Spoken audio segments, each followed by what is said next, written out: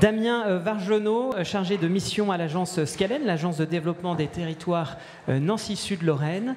Bonjour Damien. Philippe Antoine, directeur général de l'expansion économique de CityDev Bruxelles, organisme public sous la tutelle de la région de Bruxelles-Capitale et de ses 19 communes, dont la mission est d'offrir la ville à tous, habitants et entreprises. Et enfin, Frédéric Berthe, cofondateur et directeur associé de Fewturn, promoteur immobilier flamand spécialisé dans la revitalisation d'anciens immeubles d'exploitation. Frédéric Berthe, bonjour. Philippe Antoine, bonjour également.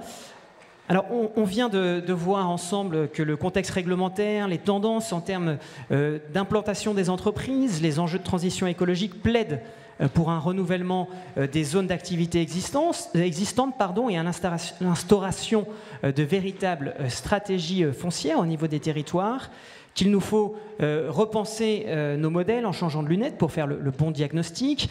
Et nous avons vu également à travers l'histoire du parc des industries Artois-Flandre que reconquérir une zone d'activité, c'est certes pas si facile que ça, mais c'est possible. Reste que probablement un certain nombre d'entre vous se demandent comment concrètement on peut faire du développement économique tout en étant sobre en ressources foncières, ou pour le dire autrement, si on est sobre au plan foncier, est-ce qu'on peut répondre aux besoins des entreprises? Eh bien, c'est ce que nous allons voir justement ensemble, messieurs. Et pour commencer, Damien, je me tourne vers vous. En 2020, pour le compte de la région Grand Est, vous avez réalisé au sein du réseau 7Est, qui regroupe les 7 agences d'urbanisme de la région, une étude portant sur les leviers du renouvellement des zones d'activité en vue de recréer de la valeur.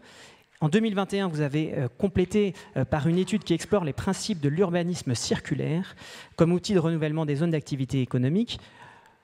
Pour commencer, je mets les pieds dans le plat. Une zone d'activité recyclée répond-elle aux besoins des entreprises d'aujourd'hui ? Bonjour à tous et à toutes. Merci pour l'invitation. Alors Pierre, effectivement, aujourd'hui, les zones d'activité économique sont l'héritage d'un mode de production et d'une conception de la fabrication de la ville qui aujourd'hui est en décalage avec les besoins et les aspirations des chefs d'entreprise et de la façon de produire, que ce soit des activités productives ou que ce soit des activités de service. On appelle ça la ville servicielle. Et il y a une intrication aujourd'hui entre le mode de production, les différentes façons de produire et des services qui sont associés. Alors effectivement, il y a un décalage et il faut gérer ce décalage. La question que j'ai envie de poser à toutes et à tous, c'est forcément, assurément, il y a un surcoût. On parle beaucoup de charges supplémentaires. J'ai entendu tout à l'heure Johan qui parlait de coûts supplémentaires et de qualité. Cette qualité a un coût. La question, lorsqu'on parle, je m'adresse à mes deux voisins, peut-être qu'en Belgique, ils savent un peu mieux le faire qu'en France jusqu'à présent, c'est de savoir comment on arrive. Jeanne, vous avez parlé de déséquilibre. C'est à un moment donné comment on arrive à produire, à aménager d'abord et ensuite à produire de l'immobilier et du foncier recyclé à des coûts acceptables, à la fois pour les collectivités, puis pour des opérateurs publics, sachant que les opérateurs privés savent très bien et savent certainement aussi bien le faire que les opérateurs publics, mais il y a toujours la question de la charge foncière et il y a aussi le coût de la prise en compte d'un certain nombre de normes et de réglementations attachées à chaque pays, à chaque législation. Mais la question, c'est de savoir comment on prend en charge cette nécessaire mutation, d'une part, et d'autre part, comment on arrive à pouvoir sortir des projets immobiliers, fonciers, qui soient à coût acceptable pour le maître d'ouvrage. Et la question, c'est aussi de comment créer de la valeur. Comment créer de la valeur? C'était au cœur justement de la mission que nous a confiée la région Grand Est, associée à l'Adréal Grand Est. Comment on arrive à créer de la valeur, identifier les leviers. Et il me semble que la loi climat-résilience offre, de par certes, au moins 3 articles, la possibilité de pouvoir activer ces articles pour pouvoir justement faire en sorte que aménager qualitativement des zones arrive à des normes environnementales quelque part un peu par la contrainte permet de générer des gains supplémentaires qui permettent un peu de rééquilibrer précisément les coûts d'opération. Et vous avez élaboré justement une approche par le cycle de vie d'un site, justement d'une zone d'activité économique. Oui, alors on n'a rien inventé du tout. Hein. On sait bien qu'aujourd'hui, en 2021, nous avons, par rapport à 2020, essayé, après 2020, donc on a identifié les leviers de diverses natures que vous avez avant sous les yeux, des réglementaires, des leviers d'ordre opérationnel, de managériaux, de ressources, d'organisation même de la maîtrise d'ouvrage. Et puis en 2021, on s'est posé la question de savoir comment les principes même de l'urbanisme circulaire, de l'économie circulaire, pouvaient permettre, accompagner la mutation de ces zones d'activité. Aujourd'hui, on parle beaucoup de densité, qu'elle soit la densité horizontale ou la densité verticale par la surélévation. La question fondamentale, me semble-t-il, c'est de savoir dans quel marché sommes-nous.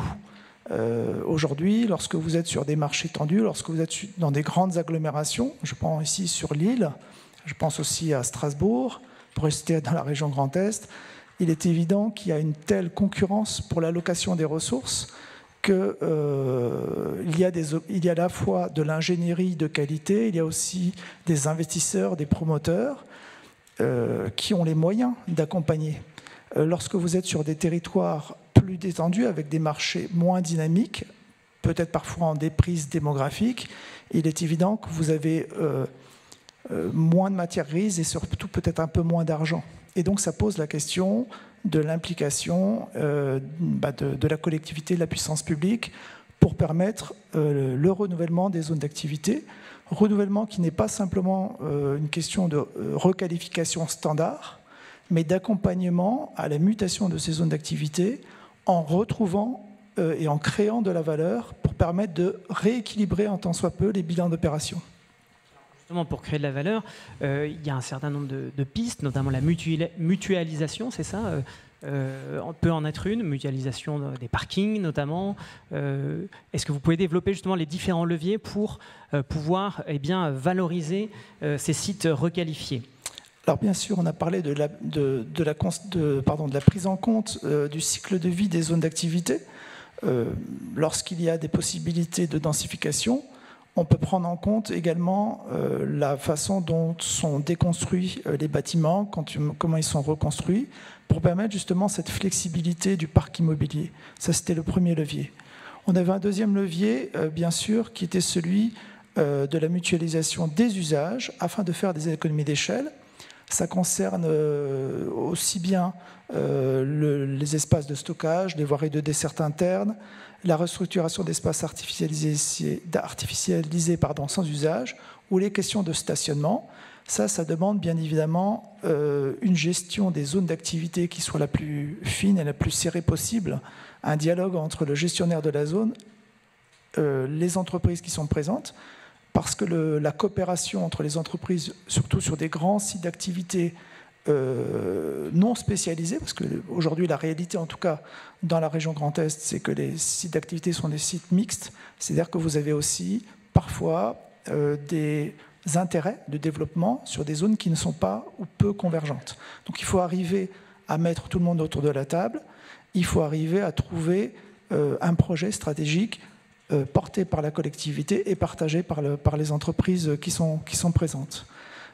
Ça, c'est faire des économies d'échelle, mais c'est également promouvoir l'éco-conception des bâtiments. Alors ça, c'est un point extrêmement important que nous avons identifié, qui sont portés aujourd'hui par des promoteurs privés. Peut-être que si on pouvait voir le premier exemple en image. Merci beaucoup. C'est un promoteur privé, Martial Demange, qui est intervenu sur la zone Saulcerre à Épinal, quand vous venez de Nancy. Avant d'arriver à Épinal, vous avez une zone d'activité historique, le Saulcerre, moitié commercial et moitié à usage productif et service. Et donc, cet opérateur, ce promoteur privé a imaginé, construit des bâtiments qui permettent une occupation modulaire et flexible avec des cloisons intérieures qui se déplacent et en ayant pris soin, bien évidemment, d'imaginer des bâtiments avec des hauteurs de bâtiments qui permettent à la fois d'avoir des bâtiments de petite production, mais également des services, des bureaux ou des bâtiments artisanaux.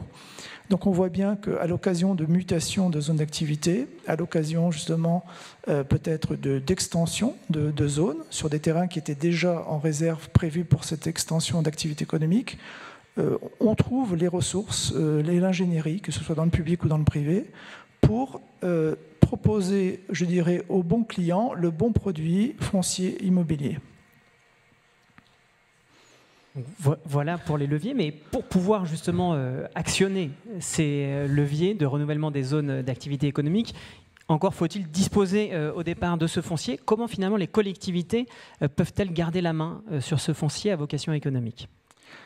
Alors tout dépend un peu de l'historique. Hein, on a une tradition, je pense que la plupart des territoires c'est ainsi. Pour ce qui est en tout cas des zones d'activité économique, souvent la puissance publique achète les terrains, aménage et revend. Et la charge foncière permet d'équilibrer un tant soit peu l'opération, et ensuite le promoteur peut arriver à développer ses projets, implanter des entreprises, etc. Mais ce faisant, on voit bien, même à l'échelle nationale, on voit bien qu'on perd la main complètement à la fois sur le bâtiment et puis sur le foncier. Donc il y a des initiatives aujourd'hui. Et donc l'une des difficultés, mais très objectivement, c'est celui de la multipropriété. C'est-à-dire quand vous avez à la fois des propriétaires publics, des propriétaires privés qui sont occupants de leurs bâtiments. Ce sont des interlocuteurs généralement avec qui on peut facilement discuter parce qu'il y a là aussi des intérêts convergents et une forme de rentabilité, d'évolution, de remise en valeur, de recréation de valeur qui leur parle. Et parfois, on a aussi des locataires dans des bâtiments privés qui sont de passage et qui sont un peu plus difficiles à mobiliser. Mais aujourd'hui, on a des initiatives, vous les connaissez, des initiatives à la fois de baux amphithéotiques ou de baux à construction pour les bâtiments, de baux amphithéotiques pour le foncier. Mais ça demande effectivement un travail fin, un travail de dentelle pour la collectivité, pour les gestionnaires ou pour le délégataire, pour permettre une gestion fine, racheter en fonction des opportunités. On peut avoir une stratégie foncière, offensive, mais en fonction des opportunités, on peut acheter tel ou tel terrain ou tel bâtiment en vue non seulement d'être présent autour de table sur le projet global, mais également de maîtriser un tant soit peu la mutation de la zone et surtout, comme ça a été dit par un interlocuteur tout à l'heure, les effets spéculatifs. On y reviendra justement tout à l'heure avec notamment Philippe Antoine et CityDev sur ces stratégies foncières. Je me tourne d'abord vers vous, Frédéric Berthe.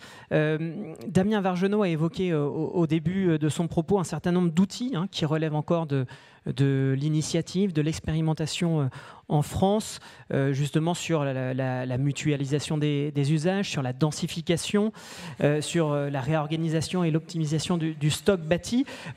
Vous avez fait votre spécialité de justement le réaménagement de sites non ou sous-utilisés, en mettant d'ailleurs au cœur de votre pratique la limitation de l'empreinte carbone. Finalement, là, ce que vient d'écrire Damien, c'est ce que vous réalisez, vous, au quotidien. Effectivement, bonjour à tout le monde. Effectivement, j'ai déjà entendu beaucoup de choses qui sont très justes, très correctes, très intelligentes, et nous la pratiquons depuis 10 ans maintenant. En fait, Futurna a été créé il y a 10 ans par moi-même et mon collègue Günther, qui avait une expérience dans le développement immobilier pour des parcs industriels. Mais ce que nous voyons, c'est qu'il y avait pas mal d'entreprises, de grandes entreprises qui quittaient notre pays, qui allaient ailleurs, qui n'avaient plus besoin d'autant d'usines de production, et que ces bâtiments, finalement, n'étaient pas adaptés aux besoins de nouvelles entreprises. Et surtout que ces nouvelles entreprises avaient également d'autres besoins, ils n'étaient plus si grands. Et donc la chance qu'une nouvelle grande entreprise, avec la même voie, la même façon de travailler, avec la même idée de production, s'implante dans une ancienne usine, c'est très limité. C'est très limité.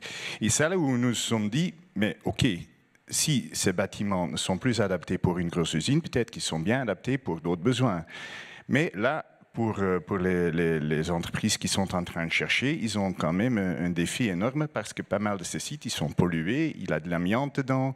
En ce qui concerne les impétrants, toutes les structures, ils sont assez complexes, ils sont organisés de manière assez complexe. Et c'est là où nous avons vu, pour nous, en tant que promoteurs immobiliers, une opportunité pour prendre des positions et puis de voir, avec une confiance quand même dans le tissu économique que nous avons en Belgique et en Flandre aujourd'hui, que nous pouvons créer des espaces qui sont bien adaptés aux besoins de nouvelles entreprises et sur base avec les projets que nous créons, que nous pouvons vendre ou louer des parties à d'autres entreprises.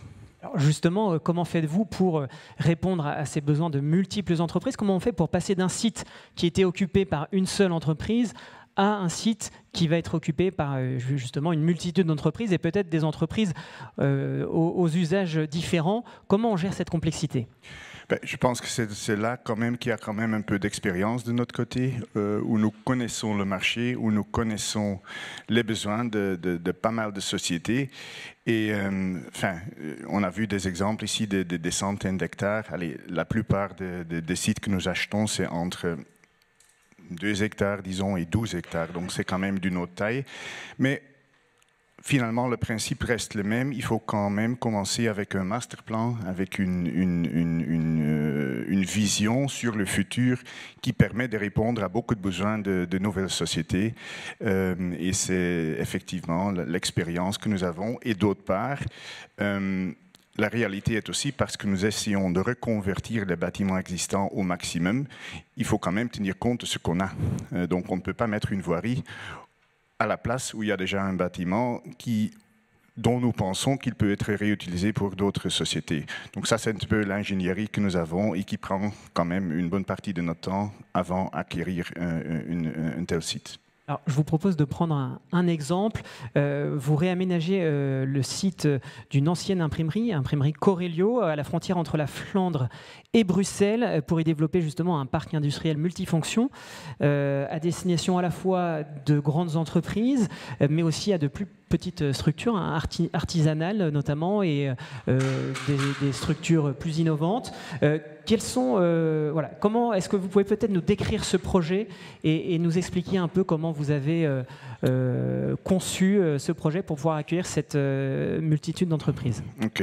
Donc vous voyez à la carte que nous sommes vraiment à l'entrée de Bruxelles, entre Gand et Bruxelles. C'est vraiment une situation qui est excellente à côté d'une agglomération qui compte plus de 1 million d'habitants, je pense, Philippe, n'est-ce pas? Mais d'autre part, quand vous regardez de l'autre côté, à 2 kilomètres, vous êtes parmi les prairies, parmi les vaches. Donc on est vraiment sur un zoning que vous voyez là sur la carte à gauche en haut, qui est totalement construit et où nous avions l'imprimerie de Corelio. Donc Corelio, c'est l'éditeur de Standard et Nieuwsblad. Ce sont deux journaux quand même assez importants en Belgique qui imprimaient de moins en moins de journaux sur papier et qui avaient des imprimantes qui étaient fin de vie et qui, il y a 4-5 ans, je pense, qui cherchaient à valoriser leur patrimoine, mais en demandant de nous, en tant qu'investisseurs, quand même une bonne flexibilité dans le sens, OK, le parking que vous voyez là à gauche, on n'a plus besoin, mais d'autre part, nous ne décidons pas encore que nous allons quitter notre usine dans 1 an, dans 2 ans, dans 3 ans. Et c'est là où nous avons donné beaucoup de flexibilité à Corelio pour dire, OK, prenez votre temps, dites-nous à temps quand vous quittez cette usine, et puis nous allons commencer la reconversion.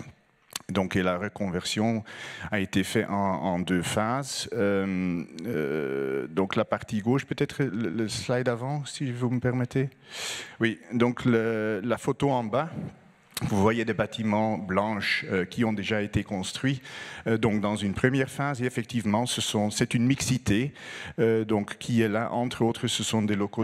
Je me permets de vous interrompre. Cette gestion du temps, justement, là, quand vous avez Corelio qui vous dit finalement, ça va se faire plutôt dans 1 an, 2 ans, voire 3 ans, comment, en tant que promoteur, on gère justement cette On travaille au plus vite.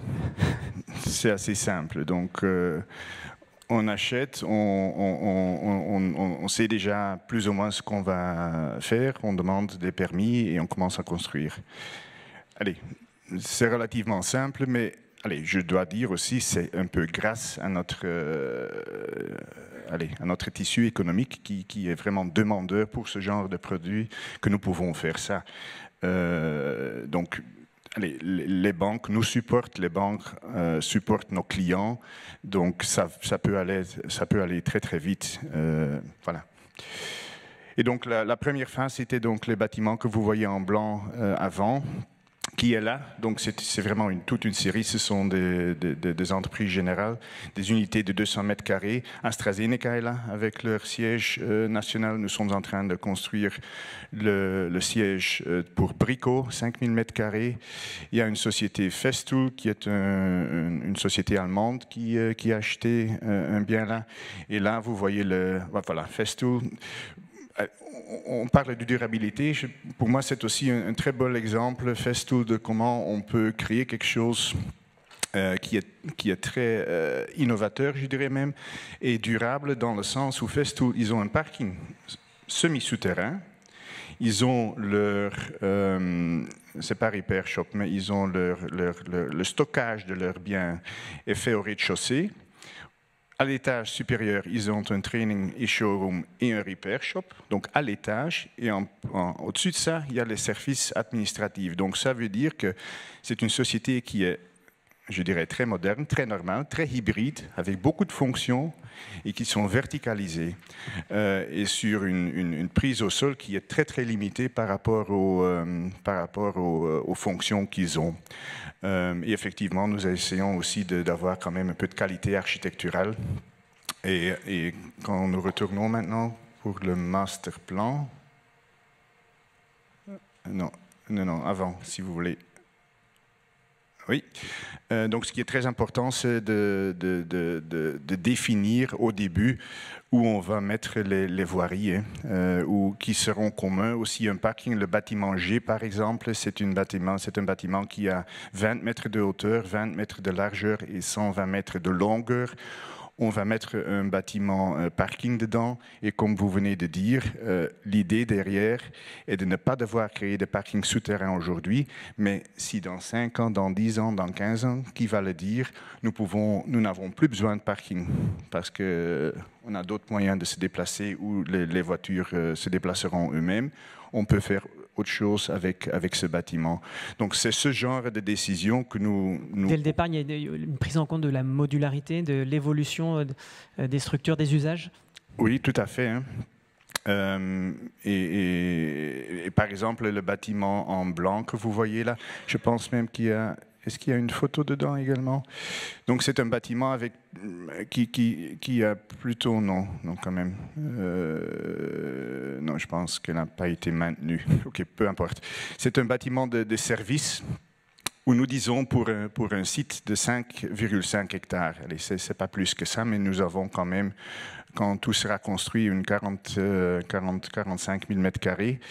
Mais aussi sur une zone qui est totalement construite, on peut avoir un espace qui peut servir comme event location, comme meeting room, comme coworking space, comme espace où on peut faire réparer son vélo. Donc nous avons créé ça nous-mêmes, nous avons 2 employés qui gèrent ça et qui sont en fait à la service des autres sociétés qui ne sont pas seulement sur notre projet, mais également sur les sociétés voisines. Créer des liens finalement entre toutes les entreprises qui sont implantées, c'est aussi une chose importante lorsqu'on aménage comme ça des zones d'activité économique. Créer des liens, entre les différentes entreprises qui s'installent. Oui, donc il existe un park management au niveau du zoning, mais nous avons également un park management au niveau de notre parc. Mais ça, allez, nous avons une vingtaine de parcs dans toute la Flandre. Il faut le dire comme c'est, ça dépend très largement de la volonté et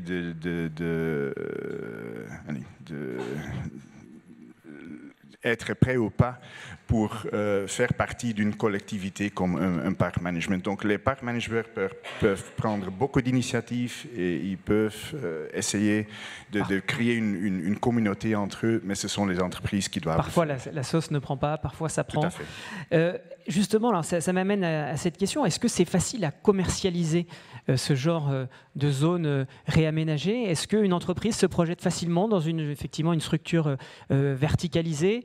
Est-ce que lorsqu'on mutualise certaines utilités, est-ce que c'est facile finalement à vendre aux acteurs économiques? Mais je pense que nous pouvons être très clairs. Le rêve de toutes les sociétés qui sont là, c'est d'avoir une prairie avec un bâtiment, avec une clôture autour, et ils sont là. Voilà. Ce n'est pas la réalité des choses à Bruxelles aujourd'hui. Et c'est un peu grâce à ça que nous pouvons créer d'autres produits, mais où nous avons quand même bien réfléchi ce qui est important pour ces sociétés, et en offrant quand même quelque chose qui est similaire, peut-être pas leur rêve, mais quand même similaire à ce qu'ils veulent, ça se vend et ça se loue. Comment vous ciblez les entreprises, justement? Via les agents immobiliers, via nos propres réseaux commerciaux. Oui. Rien de spécial. Et aujourd'hui, vous avez plutôt des facilités à commercialiser effectivement sur vos projets? Non, certainement pour les locaux d'activité de 200 mètres carrés, ce n'est pas vraiment un problème.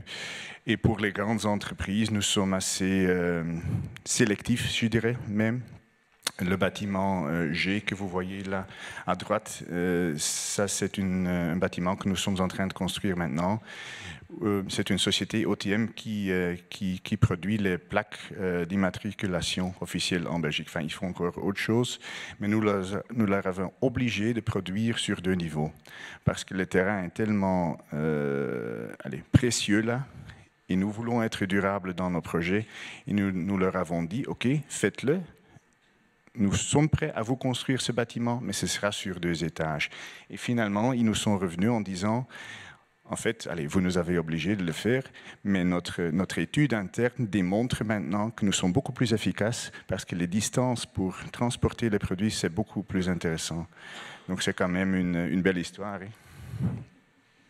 Tout à fait. Est-ce que n'importe quel foncier, justement, peut être verticalisé ou parfois, ce n'est pas possible? Non, ça dépend naturellement de la nature du produit. Allez, la production sur 2 niveaux, allez, les machines, etc., ils sont sur le rez-de-chaussée, mais il y a d'autres produits qui sont prêts à le faire.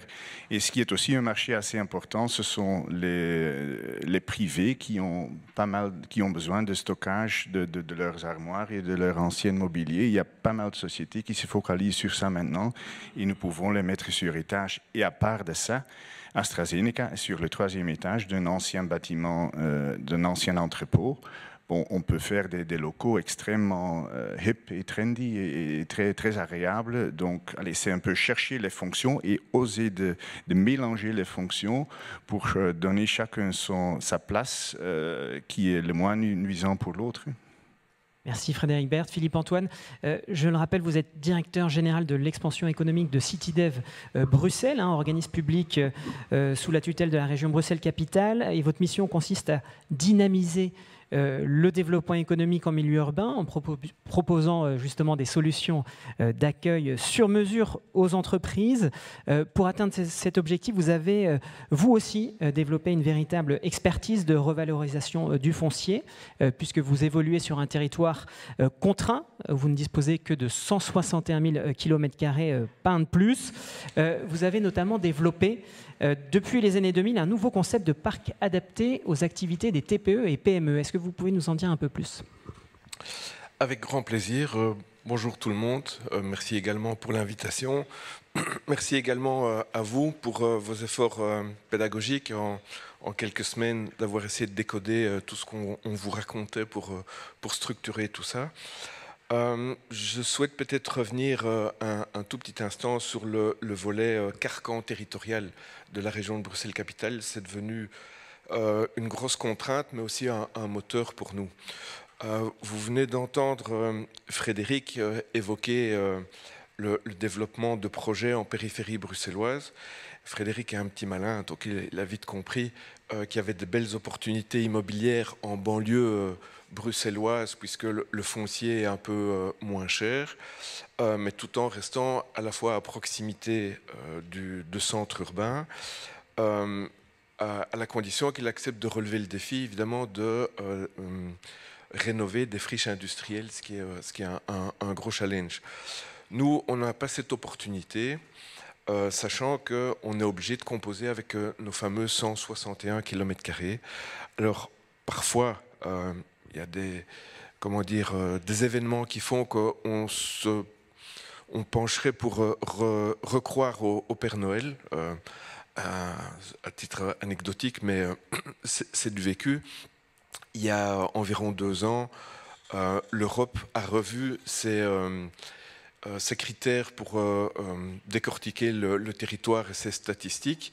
Et j'ai découvert un matin que finalement la région de Bruxelles-Capitale faisait 162 km², donc nous avait trouvé 1 km² supplémentaire. Donc moi j'ai demandé où il était, j'ai jamais eu de réponse. Mais ça fait quand même 1 million de mètres carrés complémentaires. Mais donc la conclusion c'est que finalement Père Noël il n'existe toujours pas. Et donc CityDef depuis 1974 a pour mission de base de développer des infrastructures pour maintenir de l'activité au départ industrielle. Maintenant, on est plus large, on parle d'activité productive sur le territoire régional et surtout de se concentrer sur le maintien, le développement de l'emploi.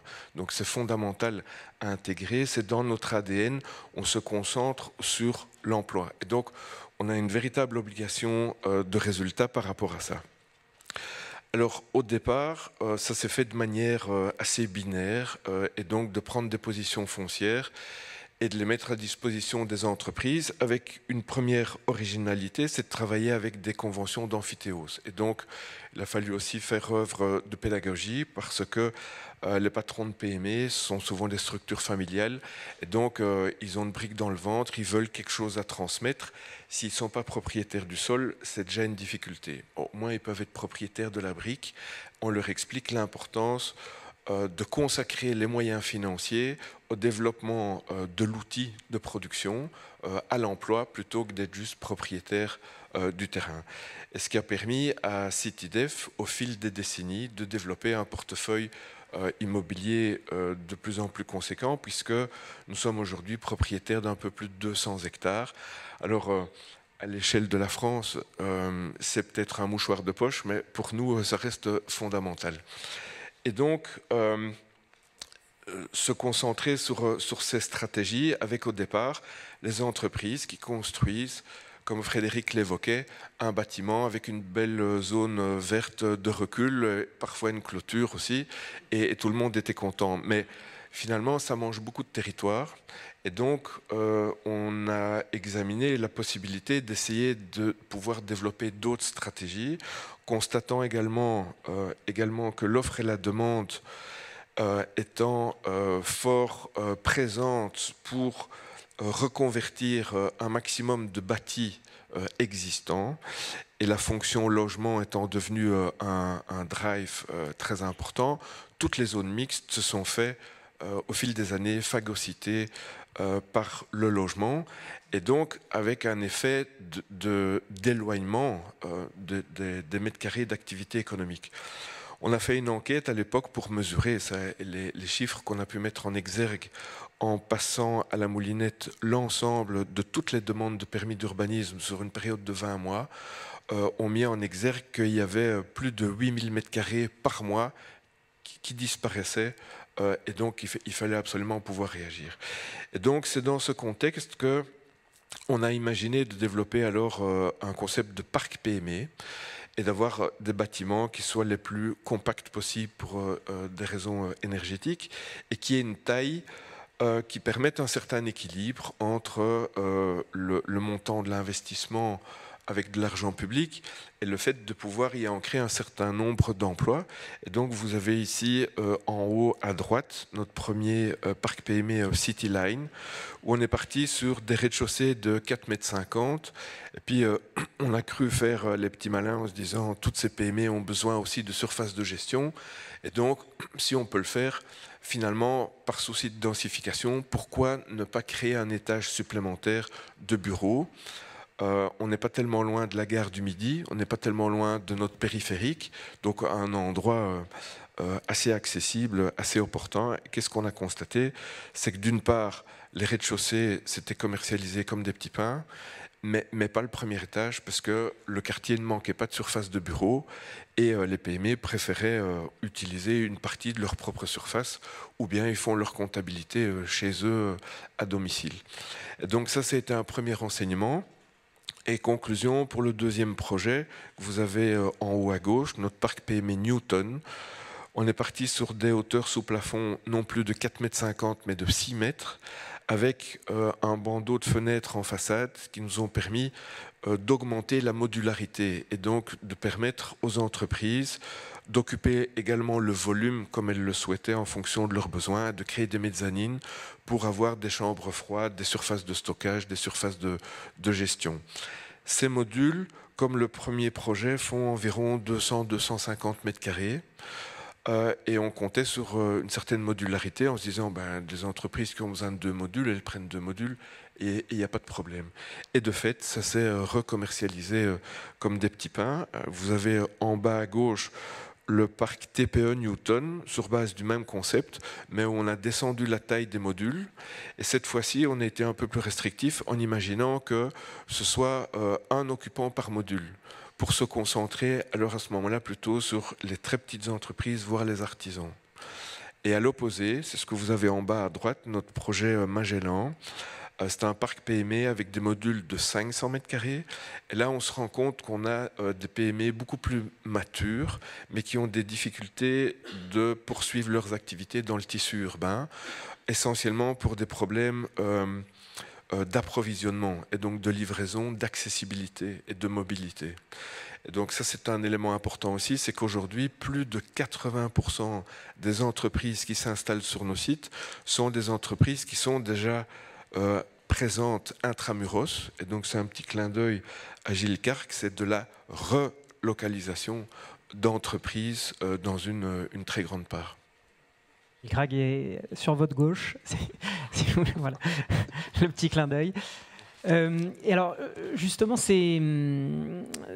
Sébastien Alavoine nous parlait en introduction de l'importance de cartographier le territoire pour identifier des sites stratégiques. Ces parcs PME, justement, pour choisir leur emplacement, pour aller chercher ce foncier, comment vous êtes organisé, comment vous identifiez au sein de votre territoire les sites où vous allez pouvoir implanter ces parcs PME? Donc c'est là que le carcan devient éventuellement un moteur, sachant qu'on est obligé d'être créatif, d'être très actif. Et donc on a constitué une propre cellule en interne de personnes qui font de la veille immobilière. Et donc on fait ça depuis maintenant plus de 30 ans. C'est notre service Inventimo qui fait l'inventaire de l'ensemble des offres immobilières de type économique qui sont présentes sur le marché bruxellois. Et donc de nouveau, on continue de se limiter à nos 19 municipalités, nos fameux 161 km². Donc cette équipe, au quotidien, épluche l'ensemble des petites annonces, à l'époque version papier, aujourd'hui électronique, sont en contact avec des centaines d'agents immobiliers et cartographie ces offres, avec également un tour de prospection sur le terrain. Donc ce sont des grands cyclistes, des grands marcheurs. Ils arpentent le territoire en faisant un monitoring des zones sur lesquelles ça fait un petit temps qu'ils sont plus passés et de revoir, parce qu'il y a parfois encore des affiches spontanées. Tout ça est encodé sur la plateforme d'un site web, Inventimo, qui est libre d'accès et qui est gratuit, sachant que nous sommes les pouvoirs publics. Alors, ça inventorie à la fois les cellules commerciales, les bâtiments de bureaux et les ateliers ou les dépôts, mais bien sûr pas les logements. Et comment vous travaillez avec votre tutelle, hein? Vous dépendez de la région Bruxelles-Capitale et de ces 19 communes. Est-ce que vous avez carte blanche pour aller chercher le foncier là où il se trouve, ou il y a une feuille de route qui vous est donnée par la région? Alors, on a une carte très blanche, sachant que la situation est telle que il faut aller le chercher, ce foncier. Et c'est le monitoring qui nous permet d'être très court sur la balle, sachant qu'il y a des entreprises qui quittent leur site. Donc à ce moment-là, ça constitue d'office une opportunité éventuellement pour d'autres entreprises, voire nous, de nous porter acquéreurs pour alors le mettre à disposition d'un ensemble d'entreprises. Alors c'est peut-être un élément important aussi, et donc j'en parle d'autant plus à l'aise devant Frédéric, qu'on peut s'interroger sur la concurrence avec le secteur privé. Et donc, on a pour habitude que quand le secteur privé est présent sur une opportunité d'acquisition, à partir du moment où ce n'est pas un projet purement spéculatif, ou je vais dire de manière gentille, folklorique, parce que parfois ça arrive, hein, il y a aussi des cow-boys dans le secteur, mais à ce moment-là, nous, d'office, on fait un pas en retrait, parce que le but n'est pas d'entrer en concurrence avec le secteur privé, et on considère que c'est une très bonne chose si des professionnels de l'immobilier vont y consacrer des fonds privés pour développer un projet, tant mieux. Ça, c'est un premier point. Le deuxième point, c'est qu'on n'est pas sur des marchés véritablement concurrents, sachant que Citydef garde en portefeuille les positions foncières et donc le bâti qu'on développe. Et donc, on ne produit des mètres carrés que pour les mettre sur le marché locatif et les garder en contrôle sur la durée. Et donc, ce qui nous permet aussi d'être très à l'aise en termes de rentabilité de nos projets. Certes, on est devenu expert pour utiliser des fonds européens et l'ensemble des subsides disponibles, mais le return sur le projet, il n'y a pas une obligation que notre plan financier prévoit qu'on est à l'équilibre après 5 ans ou après 10 ans. Si ça met 15 ans, voire 20, voire plus, mais qu'à terme, on n'aura pas perdu d'argent et surtout qu'on aura permis la mise à l'emploi ou le réancrage local de autant d'emplois, on a rempli notre mission, on aura fait notre boulot. Et comment vous choisissez que telle activité va s'installer dans telle zone? Est-ce que vous avez une stratégie finalement d'implantation des activités productives à l'échelle du territoire pour assurer justement une cohérence d'implantation? Vous disiez, vous avez l'objectif de maintenir l'emploi, être sûr que les activités productives qui vont s'installer vont être effectivement des activités pourvoyeuses d'emploi. Comment vous gérez cela? Alors ça, c'est toujours une question qui paraît très basique, mais qui reste redoutable parce que c'est complexe. Et donc, la version simple, c'est que de gouvernement en gouvernement, et donc d'accord de gouvernement en accord de gouvernement, il y a généralement l'expression de secteur prioritaire. Et donc, on nous parle des sciences du vivant, on nous parle de la protection de l'environnement, on nous parle de digital ou de numérisation, aussi pour encore chatouiller Gilles. Mais bon, finalement, ça brosse tellement large qu'il n'y a pas de véritable priorité. Ça, c'est un premier point. Le deuxième point, c'est que quand on développe un site, on est parfois tenté de lui affecter une approche sectorielle. Et donc de dire, voilà, tel site, on va plutôt le consacrer à l'éco-construction. Et donc, c'est un cas vécu. Et puis, on se rend compte, en fait, qu'il y a de très belles entreprises qui ont de très bonnes raisons d'aller s'implanter à cet endroit-là. Ça constitue autant d'emplois précieux pour la région. Et donc, finalement, c'est pas très cohérent de devoir dire non à ces gens parce que vous n'êtes pas dans la bonne colonne ou vous n'êtes pas dans les clous. Et donc, on essaye de développer effectivement parfois une spécialisation de sites, mais toujours dans l'optique de créer des synergies entre entreprises, de créer de la valeur, mais pas d'être exclusif. Et donc, on peut peut-être voir sur le slide suivant, parce qu'ici, c'était nos premières générations de projets où on reste finalement monofonctionnel. Ici, dans la deuxième génération de projets, vous voyez par exemple en bas à gauche, c'est notre incubateur Greenbees, avec au rez-de-chaussée 17 modules pour de l'activité productive et à l'étage une trentaine de cellules pour la partie incubation. Et donc d'avoir déjà une densification verticale. Et donc,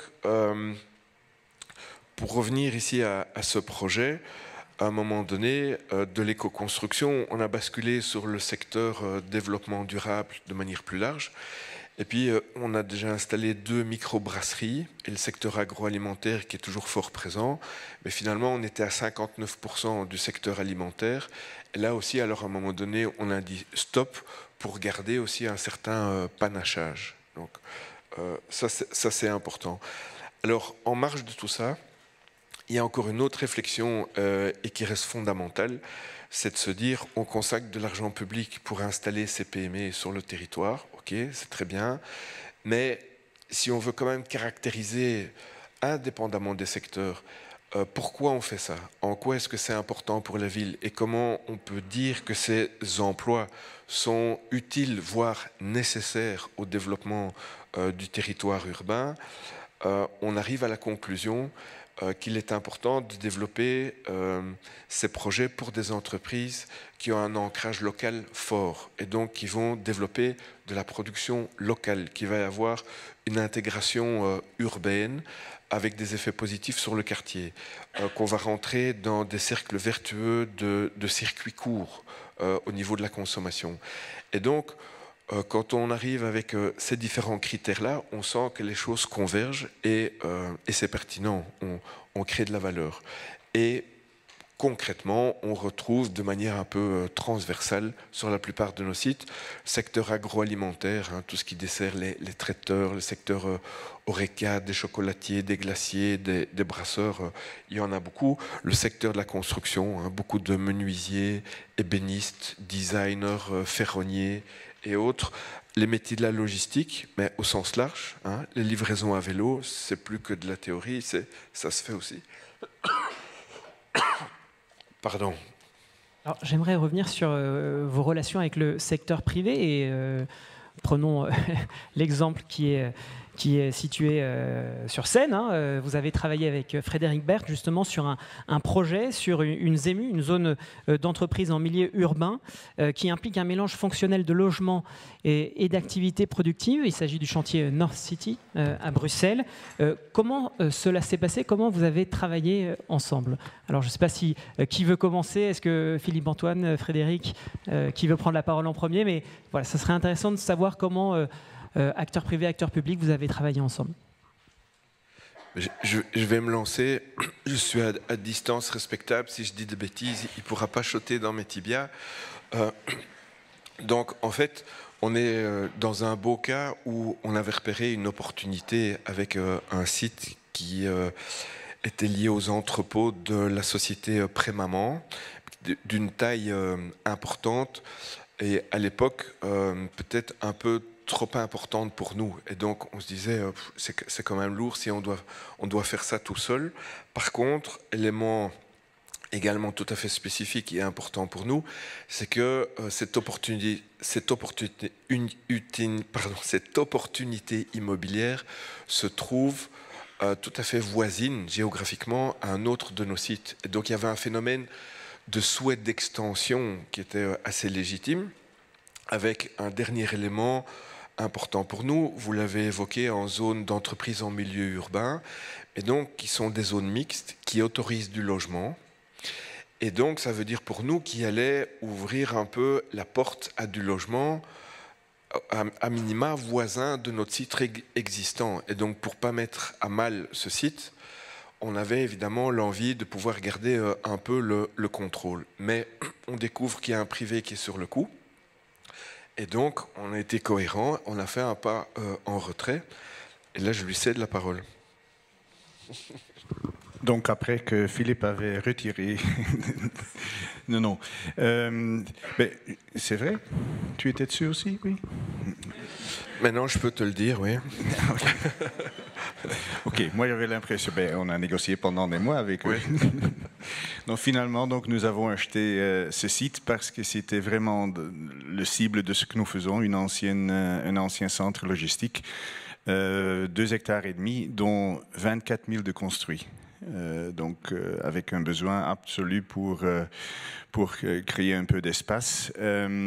Et avec quand même plusieurs particularités, entre autres le fait qu'il fallait construire le résidentiel, ce qui n'est pas notre métier de base, mais on est entré en contact avec Inclusion, un fonds d'investissement, qui ont acheté les 120 appartements, 10 000 m² de nous tout de suite.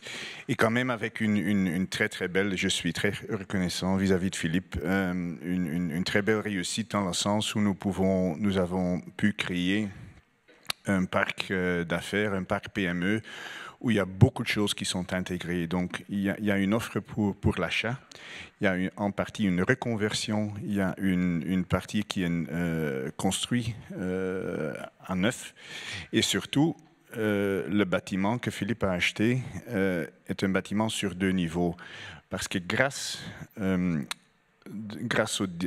aux différences de terrain, donc les modules sont superposés. Donc ils sont accessibles au rez-de-chaussée des 2 côtés, mais ils sont quand même superposés. Et donc au total, on a 7000 m² qui seront offerts à la vente, qui sont pratiquement vendus jusqu'à présent aux PME qui achètent pour eux-mêmes. Et Philippe va créer une offre à la location. Donc, CityDev est propriétaire, va mettre ça à la location, aussi 7000 m², une 20-25 modules, je pense, au total. Donc, c'est une très belle collaboration. Maintenant, je vais aussi dire quelque chose sur toi. Ce qui t'a permis d'acheter quelque chose clé sur porte, tandis que quand tu dois construire toi-même, ça veut dire que c'est un marché public, ça prend du temps, ça va coûter beaucoup plus cher. Et maintenant, nous avons dit, voilà, c'est ce que c'est, ça te plaît, ça te ne plaît pas, et on a fait le deal. Justement, je pense que c'est important d'appuyer un petit peu là-dessus, parce qu'on est souvent interpellé par le privé en disant comment est-ce qu'on peut collaborer, hein, qu'est-ce qu'on peut faire ensemble. Et on a généralement pour réponse, ça choque parfois un petit peu, mais c'est aussi une réalité. Secteur privé, votre objectif, c'est gagner des sous, c'est louable, c'est légitime, et il faut le faire, et généralement vous le faites très bien. Nous, les pouvoirs publics, un de nos objectifs, c'est de ne pas atterrir en prison.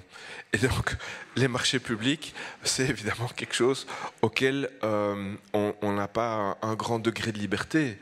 Et donc, dans le cas qui nous préoccupe ici, on a été confronté à cette difficulté. Et l'obstacle a pu être franchi avec la sécurité juridique requise à partir du moment où on a en face de nous des opérateurs privés qui assument la prise de risque qui est imposé, et donc d'avoir acheté comme des grands l'ensemble du site, de développer un projet avec l'introduction de demandes de permis d'urbanisme, et à partir du moment où le projet devient suffisamment public, généralement au moment de la délivrance du permis d'urbanisme, à ce moment-là, de pouvoir entrer en négociation commerciale avec tout un chacun, et pourquoi pas des pouvoirs publics. Mais alors à ce moment-là, on est dans une relation, et Frédéric l'a dit aussi, on a négocié pendant quand même quelques mois, puisque lui peut commercialiser les biens en 2 temps. Il a son coût de construction, entre guillemets, casco, et puis pour la vente de chaque module, il peut entrer dans un dialogue avec le chef d'entreprise en disant, si vous voulez ça, on peut vous le faire, mais ça coûte autant, et ainsi de suite, et ils font du sur-mesure. Nous, une fois qu'on s'est porté acquéreur, on n'a plus la liberté d'avoir ce deuxième round au moment où on met en location, et donc on a dû se mettre d'accord pour un degré de finition moyen pour l'ensemble des modules que nous on va mettre en location. Très bien, Damien Vargenot, on voit là avec cet exemple qu'il y a une vraie collaboration qui se crée entre le public et le privé. Est-ce qu'on peut dire que justement une stratégie de renouvellement de zones d'activité économique passe forcément par une approche globale et collective et qui implique également, mobilise des acteurs à la fois du public et du privé ? Oui, Pierre, je pense que non seulement c'est une condition du succès, mais c'est absolument obligé. Comme ça a été souligné par mes 2 voisins, il y a quand même une complexité à la fois dans l'équilibre économique des opérations. Lorsqu'on est dans des zones un peu moins tendues que dans la région de la capitale européenne de Bruxelles, il y a aussi la nécessité d'embarquer tout le monde vers un même objectif, à la fois les propriétaires, les locataires, les opérateurs publics. Essayer d'imaginer aussi, en fonction de l'état des marchés, et de la stratégie foncière également, de la stratégie économique du territoire et de la stratégie foncière à plusieurs échelles. Quelles peuvent être les possibilités de mutation en sachant exactement ce que les uns et les autres, les acteurs privés comme les acteurs publics, quelles sont leurs marges de manœuvre, quels sont également les leviers dont ils disposent. Je pense notamment aux leviers réglementaires pour les collectivités locales en France. C'est vrai que je rejoins tout à fait ce que vous avez dit, c'est-à-dire que la contrainte oblige à être créatif. Et il semblerait qu'on soit amené dans les années qui viennent, en tout cas en France, à être très créatif. Mais voilà, il n'y a pas de raison de ne pas y réussir. Je voulais juste, on parle beaucoup de contraintes, mais je parle aussi que le besoin des accompagnements de la collectivité, ça peut être aussi sur le conseil. Je voudrais insister, peut-être qu'il y a ici des agences de développement économique ou des agences d'urbanisme, dans mes collègues de Lille qui sont ici. On a aussi un rôle, je pense, de conseil, notamment dans les évolutions architecturales, dans les façons de construire également, pour accompagner les porteurs de projets vers une autre qualité, une autre conception architecturale, également des bâtiments ou d'implantation. Je crois qu'il n'y a pas simplement que la contrainte, il y a aussi l'accompagnement de l'ingénierie publique, en l'occurrence, dans ce travail, dans ce tissage du lien entre les opérateurs et les maîtres d'ouvrage. Pour permettre d'arriver à quelque chose, je pense à tout ce qui... On a aussi les cahiers de prescription architecturale, paysager, qu'on a en amont alors on peut aussi accompagner les pétitionnaires en amont du dépôt du permis de construire. Donc voilà, il n'y a pas simplement, je voulais insister sur cet aspect-là. Et puis, je ne sais pas si c'est là, on abordera. J'avais prévu, on parle beaucoup de création de valeur. C'est pas celle-ci, je ne sais pas si elle a été intégrée.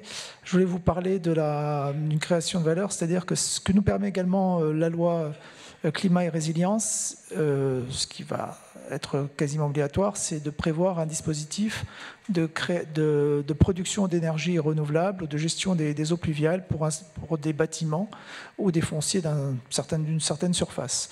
Donc, je voulais juste vous dire que ça peut aussi, du moment que des acteurs économiques, même des toutes petites entreprises dans des milieux ruraux, j'insiste, dans des milieux ruraux, aujourd'hui, je voulais témoigner d'un projet d'autoconsommation et de production d'électricité photovoltaïque à partir de la couverture de toit d'entreprise qui permet justement de produire de l'électricité, d'en consommer une partie et d'en remettre sur le réseau. Alors c'est à la fois un élément qui va dans le sens des économies d'énergie, d'une réflexion sur les usages de l'eau et sur les usages de l'électricité, et qui permet aux entreprises qui sont consommatrices d'électricité de pouvoir avoir une visibilité sur 10, 15, 20 ans sur leur propre production, sachant que vraisemblablement le coût de l'énergie va amener à être renchéri. Voilà, vous voyez, on est ici au sud-ouest de Nancy, on est sur une toute petite zone, et les acteurs économiques, là on revient sur le lien très important de mobilisation des acteurs publics et des acteurs privés pour gérer et animer des zones d'activité, même et surtout si elles sont en zone rurale, et même si ce sont des petites zones d'activité, ce qui permet de créer des liens et de se projeter.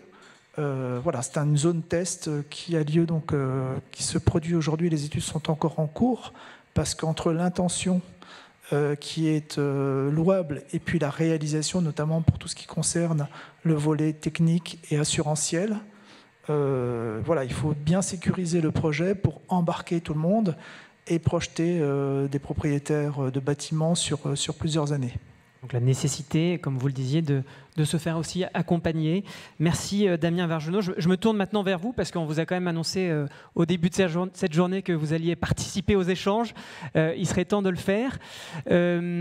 Alors, tout à l'heure, je vous avais demandé s'il y avait des promoteurs dans la salle. Est-ce que vous pouvez, s'il vous plaît, relever la main?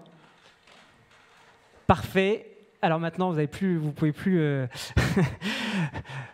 vous échappez, je vous ai repéré. J'ai une question que je voudrais vous poser, c'est par rapport à ce qu'on vient d'entendre de la part de Frédéric Berthe, des projets qui sont initiés, également avec Philippe Antoine. Est-ce que vous pourriez, ou est-ce que vous menez déjà ce type de projet aujourd'hui, là où vous êtes implanté en France? Est-ce que quelqu'un veut prendre la parole? Ouais. Alors, est-ce qu'il y a un micro qui circule ou je... Ouais.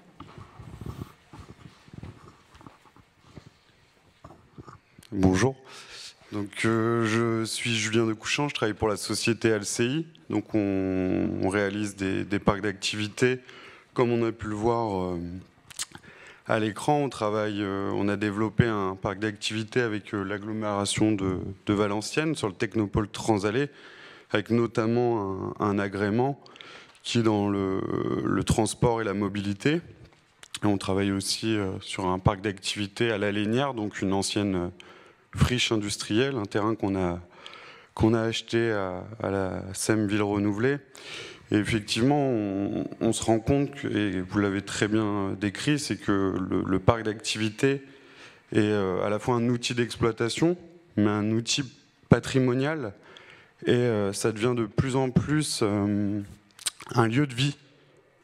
C'est-à-dire qu'on ne vient pas juste travailler, certes on vient travailler nécessairement, mais on vient aussi faire du sport. Donc c'est pour ça qu'on a besoin de services tout autour, et on n'est pas uniquement dans une... On va au-delà d'un outil d'exploitation. Effectivement, le parc d'activité permet de mutualiser le foncier, ça permet d'artificialiser le moins, et aussi pour le chef d'entreprise, c'est de réduire les coûts. Une prairie avec un bâtiment ne coûte pas le même prix qu'une cellule dans un parc d'activité. Donc on a des réductions de coûts et des réductions d'artificialisation. Voilà mon point de vue, et surtout sur le parc d'activité. Merci beaucoup. Est-ce que vous avez peut-être des questions que vous voulez poser aux intervenants? Non, pas. Je pense qu'on parle le même langage, on va dire. Est-ce qu'il y a d'autres promoteurs qui veulent partager justement des projets qu'ils ont pu mener similaires, ou au contraire des interrogations, des questions?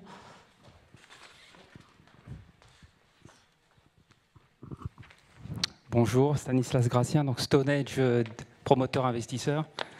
Bon, Stone, Pierre, Edge, Fonds, voilà. On est spécialisé dans les parcs d'activité. Alors, je ne vais pas parler des références Hauts-de-France à venir.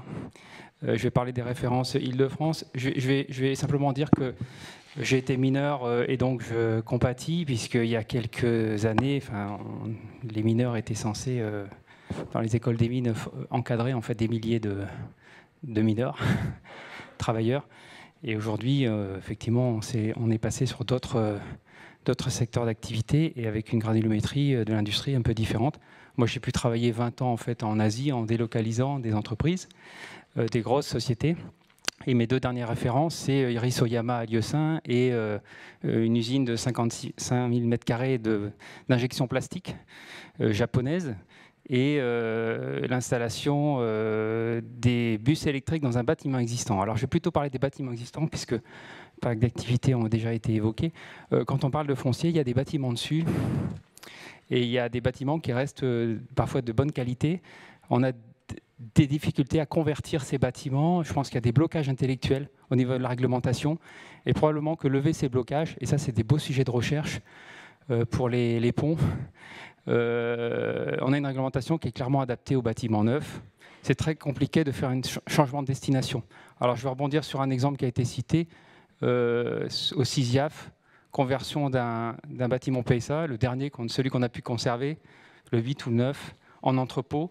Ça a été un vrai défi, alors que ça présentait un réel intérêt pour l'utilisateur, un vrai défi de convertir, et on a fait appel aux meilleurs experts incendie pour y arriver.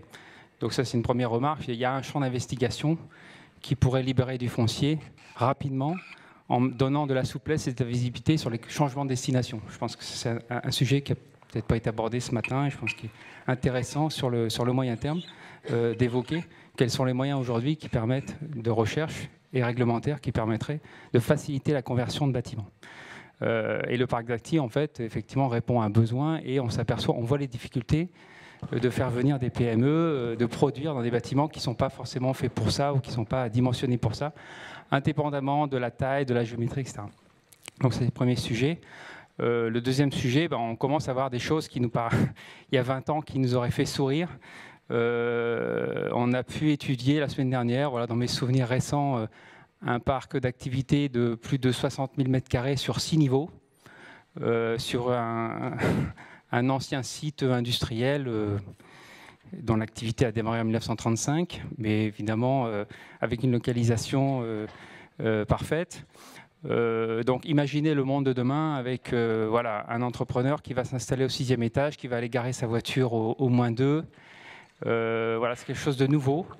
Et donc ça va générer effectivement des prouesses architecturales et probablement beaucoup d'innovations pour rendre ces lieux tout simplement vivables, habitables, agréables, dans un contexte effectivement de densification maximale et de performance maximale. Voilà, c'est juste les deux remarques que je voulais poser sans forcément poser des questions. Sur la conversion peut-être des bâtiments, Damien Vergenot, je ne sais pas si c'est là-dessus que vous vouliez intervenir. Oui, c'était juste par rapport à la remarque de la façon et des possibilités à la fois réglementaires ou techniques parfois de réutilisation des bâtiments dans leur structure. Hein, effectivement, autant le foncier nu, et on peut faire ce qu'on veut, mais effectivement lorsqu'il y a des bâtiments.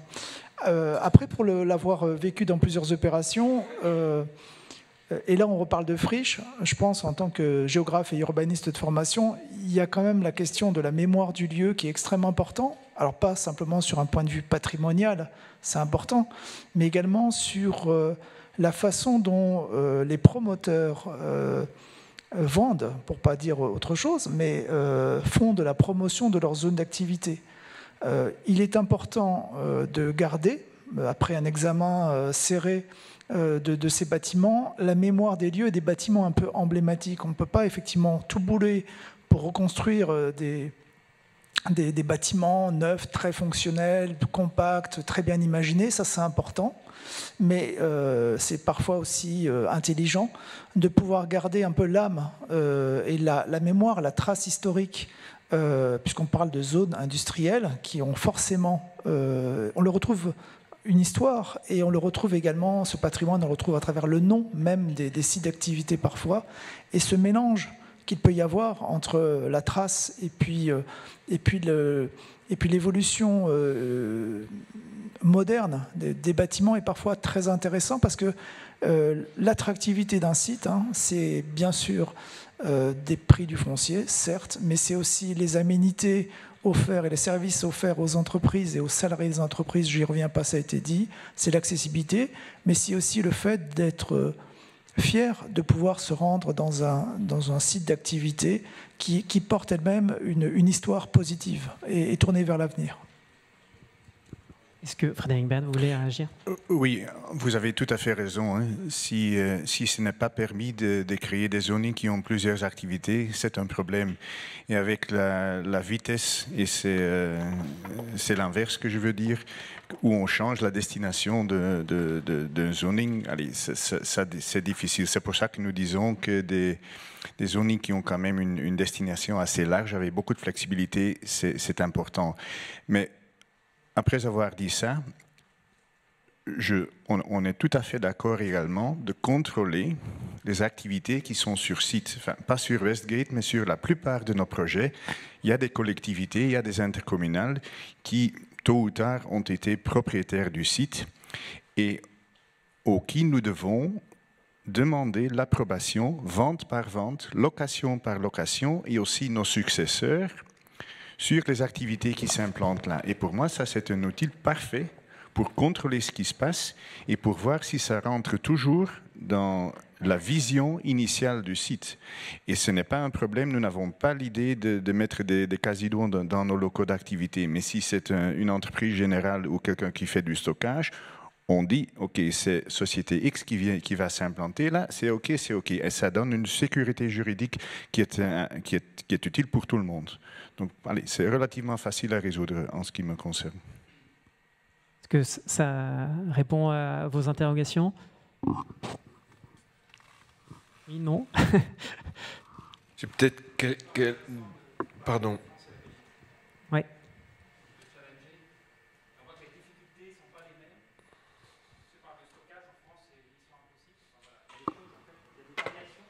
bases réglementaires sont complètement différentes. Et on voit bien que challenger un projet en Belgique, c'est pas la même chose qu'en France.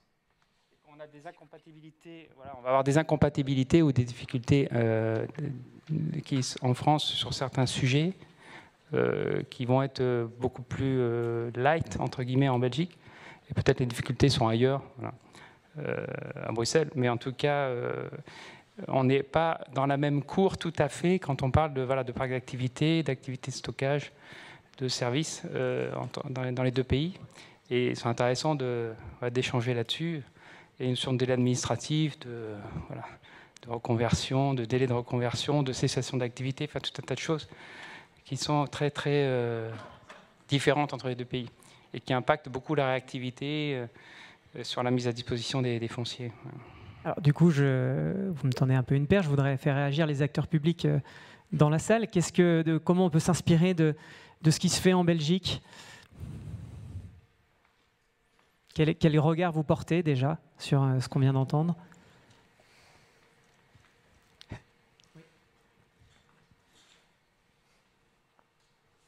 Bonjour, Goltas Lemaguer, métropole européenne de Lille. Je voudrais remercier effectivement nos voisins venus de Belgique pour nous présenter leurs solutions, leur approche. C'est toujours très clair, très limpide, très, très efficace, on pourrait dire. Peut-être effectivement déjà de ça, on pourrait s'en inspirer.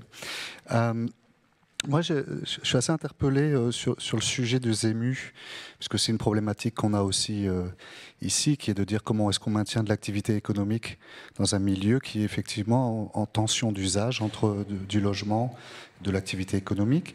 Et du coup, j'aimerais comprendre, quand vous avez acheté ce terrain, si vous avez été challengé par des promoteurs de logement ou s'il y avait des contraintes physiques qui ont fait qu'ils ne sont pas venus dessus, et comment vous avez fait pour maintenir un prix du foncier qui était... je dirais, dans les clous par rapport au projet que vous alliez développer derrière.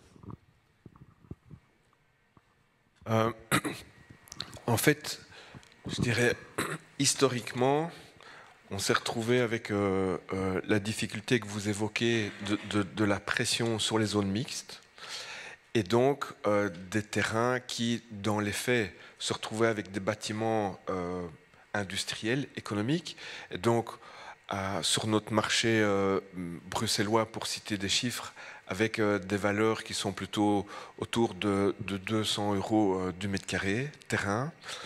Et puis, à partir du moment où on est effectivement en zone mixte et qu'il y a un bail qui se clôture et que le terrain va pouvoir faire l'objet d'un projet de logement, tout d'un coup, la valeur terrain, elle fait boum et elle fait x4, x5, x10. Et donc, c'est chaque fois bien légitime pour les propriétaires de se dire, tant qu'à faire, moi, je vais le vendre, je vais le céder à un promoteur qui va y faire du logement.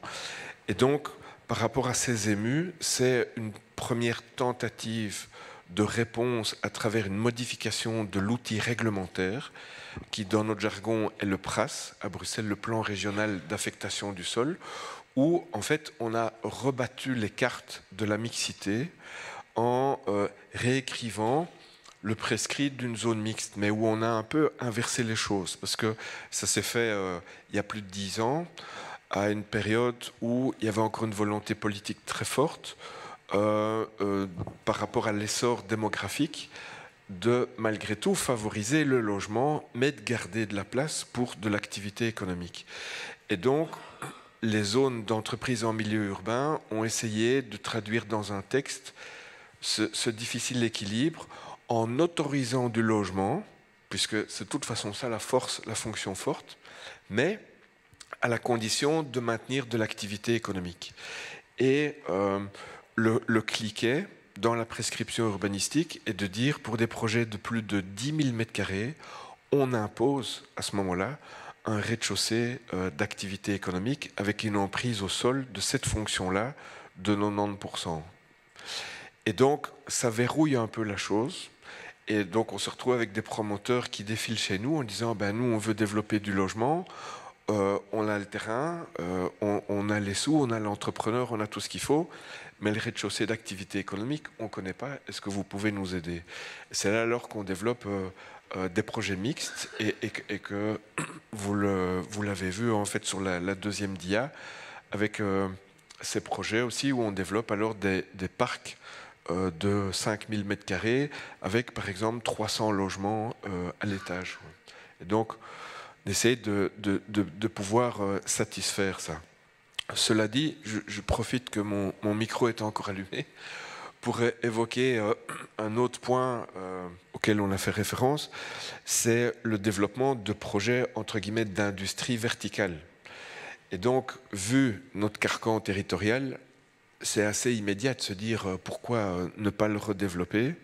Et donc, on avait certaines craintes par rapport à ça, parce qu'il y a des surcoûts logistiques importants, jusqu'au jour où on a visité un projet à Munich, chez nos amis allemands, où on a un bâtiment de 170 mètres de long sur 4 niveaux, qui est plein, avec des PME qui ont des activités parfois de type lourd, de travail des métaux, travail du verre aux étages, et qui fonctionnaient sans aucun problème. Et on s'est dit, si ça marche ici, on a quand même envie d'essayer. Et donc, on a 2 projets qui sont dans le pipeline pour l'instant, de parcs PME de 5000 m², mais avec seulement 1200 m² au sol, au rez-de-chaussée, avec 33 modules, et donc des modules plus importants au rez-de-chaussée, et puis de taille un peu plus petite aux étages.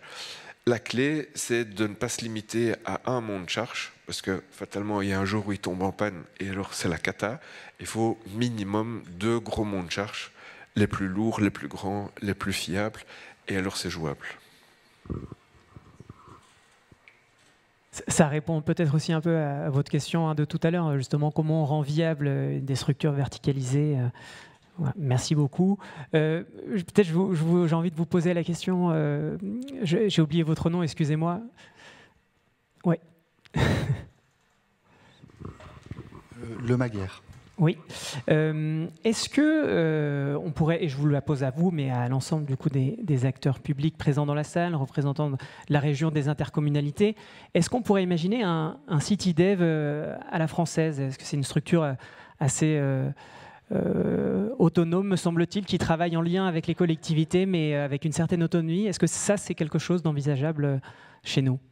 Alors, je ne suis pas le plus qualifié dans cette salle pour répondre, mais par contre, j'ai croisé une collègue je ne vais pas aller rejeter la patate chaude, mais qui saurait sans doute mieux répondre que moi. Eh ben vous pouvez lui passer le micro, merci.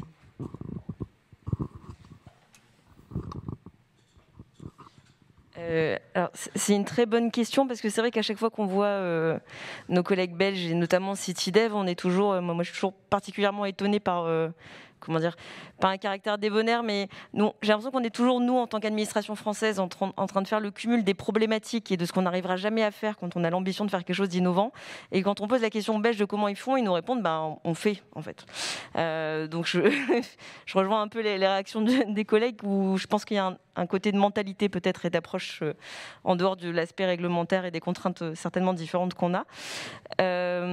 Et donc sur la question des structures publiques ou parapubliques qui pourraient être des équivalents, je pense qu'on n'a pas exactement le même paysage, où nous on est plutôt sur des sociétés publiques locales, d'aménagement ou non, ou des SEM. Nous sur le territoire métropolitain on en a beaucoup. On en a plusieurs qui sont quand même des partenaires clés, notamment sur le renouvellement urbain, qui sont aussi très présents sur la thématique économique, notamment le parc de la Lénière qui a été évoqué, c'est une SEM qui l'aménage dans le cadre d'une concession d'aménagement, d'une ZAC, etc. Donc on a des acteurs de qualité, mais qui sont peut-être moins spécialisés vraiment spécifiquement sur la thématique économique. C'est plutôt des acteurs généralistes qui sont venus sur des projets mixtes et qui se sont armés au fur et à mesure sur la thématique. Et effectivement, ce qui pourrait manquer, c'est peut-être une force de spécialisation sur vraiment uniquement la thématique économique, qui nous permettrait d'aller peut-être plus en innovation sur les formes urbaines et bâties. Donc je pense que ce n'est pas impossible, c'est une question d'acteurs plus que de structure juridique, il me semble. En tout cas, c'est mon avis sur la question. Merci beaucoup. Oui, monsieur. Je ne me suis pas présenté, je suis le seul qui n'est pas issu du secteur économique ou institutionnel. Je suis conseiller de quartier à Lille et je pense qu'il manque un paramètre dans votre analyse, c'est la qualité de l'air. Au travers d'un jugement récent du tribunal administratif de Lille qui a bloqué notre évolution concernant la création de notre belle piscine à Saint-Sauveur, et la même chose pour le projet immobilier y afférent. Donc la qualité de l'air sera de plus en plus à prendre en compte. Si elle n'est pas prise en compte, ça fera des blocages d'un point de vue institutionnel. Je ne suis pas membre d'une association d'environnement, mais je vous invite à lire le récent jugement du tribunal administratif, et il y en aura peut-être encore d'autres, en particulier celui de l'aéroport d'ici quelques mois. Donc j'attire l'attention des acteurs institutionnels qu'ils fassent bien attention à ce paramètre qualité d'air, parce que le jugement récent du tribunal administratif amènera certainement une réflexion plus conséquente dans les prochaines années. Et cette semaine, il y a le comité Grand Lille qui sera amené à réfléchir sur le plan climat de la ville de Lille. Vous avez raison, l'acceptabilité des riverains est quelque chose de très important, et cette qualité de l'air n'a pas été évoquée, mais on avait évoqué quand même en introduction l'importance effectivement de la qualité environnementale des sites, et vous avez raison de le souligner, la qualité de l'air est importante. Est-ce que quelqu'un veut réagir à cela ou... Pierre ? Damien ? Je me permets juste la qualité de l'air, et tu as parlé du degré d'acceptabilité des riverains. Peut-être que, sans déflorer de ce qui se passera peut-être cet après-midi, la question sera évoquée, mais on sent monter quand même, lorsqu'il s'agit de zones d'activité des friches, on remet de l'activité économique, et autour, on voit bien que l'urbanisation, ça a été dit, a gagné les franges. Il y a un travail vraiment de dentelle entre les acteurs, les porteurs de projets, la maîtrise d'ouvrage, et puis les riverains, les habitants qui sont juste à côté. La qualité de l'air, effectivement, monsieur, mais également le bruit, qui est aussi extrêmement important. Et bien souvent, alors qu'on pourrait revenir à une activité économique, certes moins impactante dans le territoire, c'est vrai que les riverains se sont tellement habitués à être, je dirais, au calme, dans tous les sens du terme, que réimplanter l'activité économique génère parfois des leviers de bouclier parfois égoïstes. J'ose le mot. Philippe Antoine, j'imagine que ce sont effectivement des questions qui peuvent se soulever lorsque vous, notamment au sein d'un même parc, il y a à la fois du résidentiel et de l'activité productive. Comment vous gérez cela ? Mais, en fait, on revient de loin également, dans la mesure où on s'est retrouvé pendant de très nombreuses années avec des autorisations administratives pour développement d'activités économiques qu'on appelait les commodos incommodos, mais qui étaient basées sur une loi de 1888. Et vous aviez une liste d'installations classées, avec là-dedans des choses qui sont devenues aujourd'hui aussi folkloriques que le raffinage de blanc de baleine ou la fabrication de rouge de colcotard, dont tout le monde sait que ça sert à polir les lentilles. Et donc, clairement, au moment où la région de Bruxelles-Capitale a été créée en 1989, étant une compétence régionale, l'environnement, l'urbanisme, il a fallu rafraîchir tout ça. Et donc, à ce titre, il y a eu une nouvelle liste des installations classées, mais qui a été assez loin pour intégrer le caractère urbain de la chose. Et donc, depuis le 30 novembre 1993, on applique ces nouvelles installations classées avec une administration régionale de l'environnement qui a aussi un inspectorat, et donc qui le contrôle.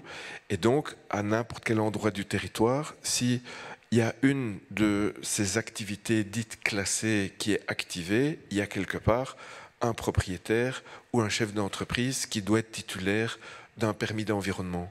Et ces permis d'environnement ont une durée de validité de 15 ans renouvelable et définissent des conditions d'exploiter qui sont spécifiques à chaque entreprise. Et donc, le but étant de endiguer les nuisances environnementales, que ce soit pour la qualité de l'air, mais également pour la mobilité, les espaces verts, la gestion des déchets, la production d'énergie, l'utilisation de l'énergie, etc., etc. Et chacun de ces permis d'environnement vise véritablement à neutraliser les nuisances environnementales. Voilà. Merci beaucoup. Je vous propose d'arrêter ici, il est 12h45. Peut-être, est-ce qu'il y a des indications, Patricia, pour le déjeuner ?